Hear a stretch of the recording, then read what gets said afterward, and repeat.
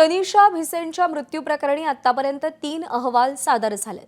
दरम्यान हे प्रकरण निकाली लागत नाही तोपर्यंत आपण पाठपुरावा करणार असं आश्वासन भाजपचे विधान परिषदेचे आमदार अमित गोरखे यांनी दिलंय।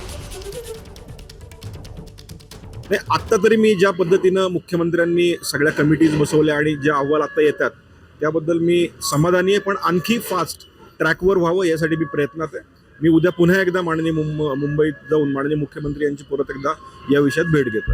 आता तुम्ही गुन्हा दाखल व्हावा अशी मागणी या ठिकाणी केलेली होती, परंतु त्यानंतर काही गेली 8-10 दिवस झाले गुन्हा दाखल होण्याची काही प्रक्रिया पूर्ण होतच नाहीये। काही दबाव आहे या प्रकरणात? नाही, दबाव असण्याचं कारणच नाही। पहिल्यापासून सांगतो की एका महिलेचा त्या ठिकाणी मृत्यू झाला, एका आईचा मृत्यू झालाय आणि आता सोशल मीडियाद्वारे अनेक आरोप होत आहेत, अत्यारोप होत आहेत आणि त्या परिवाराला पण खऱ्या अर्थानं चुकीच्या काही बातम्या पसरून बदनाम करण्याचं काम केलं जात आहे। तर मला हेच सांगायचं आहे की या विषयामध्ये जी सुरुवातीपासून आमची मागणी आहे ती मागणी आमची कायम आहे। एबीपी माझा, उघडा डोळे बघा नीट।